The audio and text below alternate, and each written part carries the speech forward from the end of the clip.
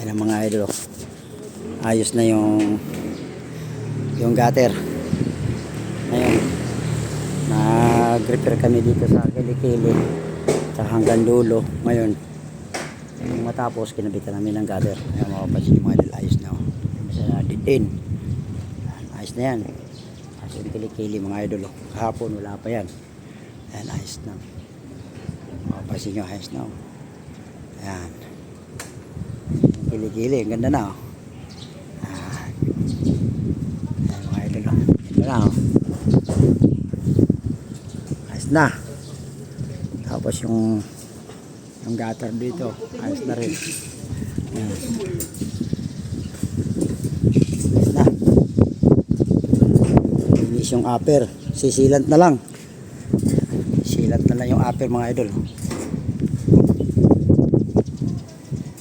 Tapos silat yan, latag na. Ano? Okay, thank you, God bless.